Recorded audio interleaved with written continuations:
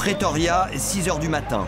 200 miliciens en tenue de combat, casques, boucliers et pieds de biche, partent à l'assaut d'une cité du centre-ville. Leur mission, expulser les locataires qui ne paient plus leur loyer. Adepte de méthodes expéditives, ce service d'ordre privé répond au nom de Fourmis Rouges.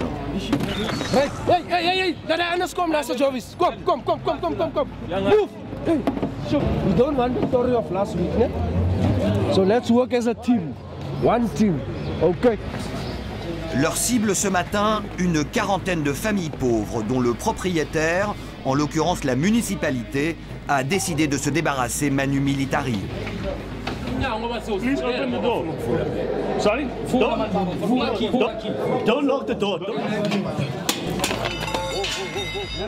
En quelques minutes, une quinzaine de gros bras envahit l'appartement. Chacun connaît son boulot, vaisselle, vêtements, télé.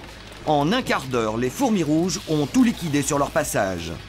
Un déménagement express à la mode sud-africaine. Et pas un regard pour les enfants qui tentent de sauver leur dernier jouet.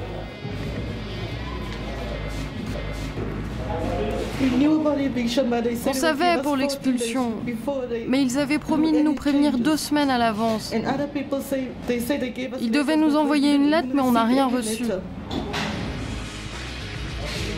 Dans les escaliers, la colonne de Fourmis Rouges tourne à plein régime, tandis que dehors, le jour se lève sur un camp de réfugiés improvisé. Protégé par des policiers arrivés en renfort, le patron des Fourmis Rouges, lui-même ancien policier afrikaneur, assiste à la scène, droit dans ses bottes. Il y a un jugement de la Cour réclamant l'expulsion de ces gens pour non-paiement. Nous ne faisons qu'exécuter ce jugement. Et à chaque fois que nous procédons à des expulsions, nous essayons de laisser des amis derrière nous plutôt que des ennemis. Drôle d'amis. Dans la cité, la tension monte. Plusieurs centaines d'habitants sont descendus pour protester contre les méthodes des Fourmis Rouges. Le quartier de Schubart Park est au bord de l'émeute.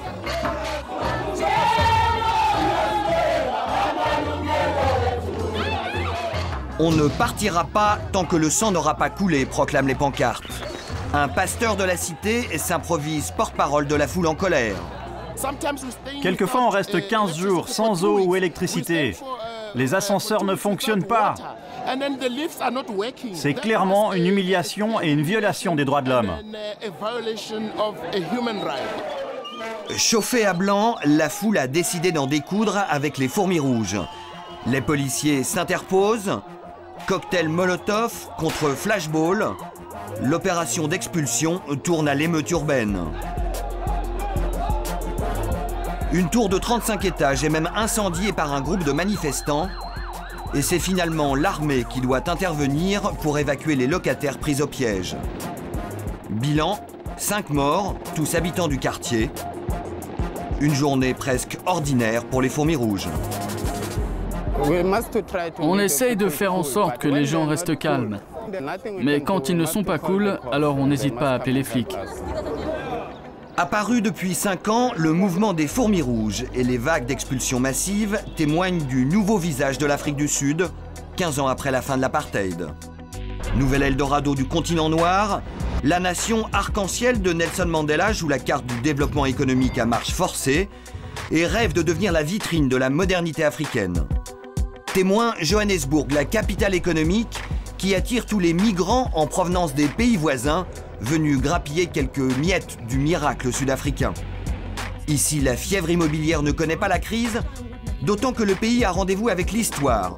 Dans 2 ans, débutera la première Coupe du Monde de foot jamais organisée sur le continent africain. Un défi à haut risque, comme l'explique ce sociologue d'origine camerounaise.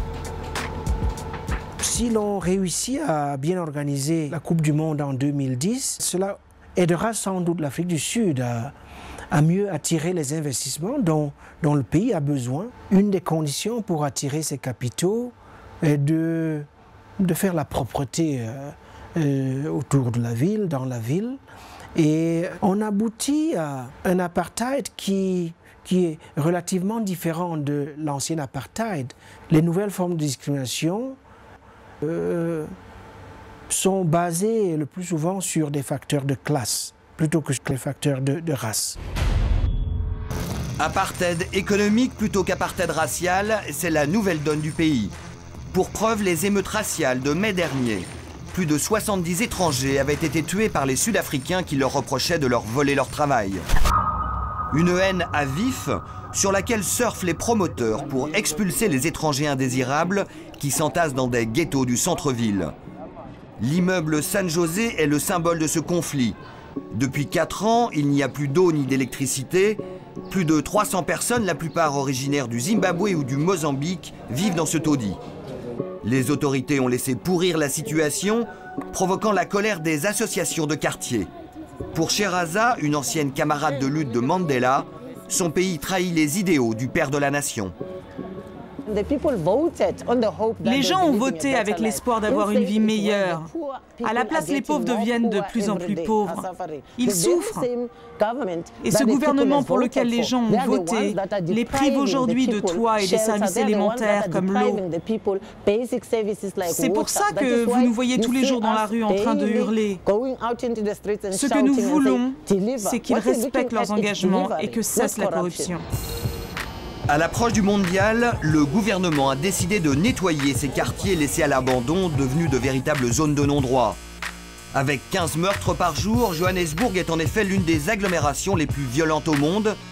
Et la lutte contre l'insécurité reste la priorité des organisateurs. Parole du shérif de la ville.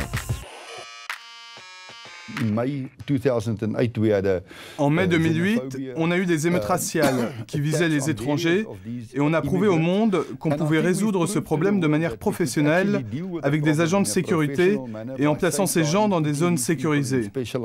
Donc les stades, les routes qui mènent aux hôtels seront encadrées en conséquence et des rondes seront effectuées par des officiers de police. Lutte contre l'insécurité et destruction des ghettos, expulsion des étrangers et des pauvres vers les banlieues, Johannesburg fait peau neuve et le centre-ville découvre les premiers lofts branchés. Peu importe les abus ou les méthodes, l'organisation de la Coupe du Monde a été déclarée cause nationale.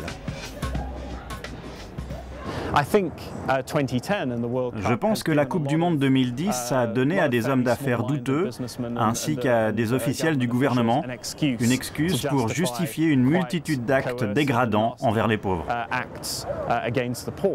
Et que pensez-vous du rêve de la nation arc-en-ciel? Je ne sais pas ce que ça veut dire. Au-delà du pont Nelson Mandela, symbole de l'Afrique du Sud post-apartheid, la ville continue sa rénovation. Le temps presse. Dans 2 ans, tous les projecteurs seront braqués sur ce pays. D'ici là, les colonnes de fourmis rouges s'annoncent voraces.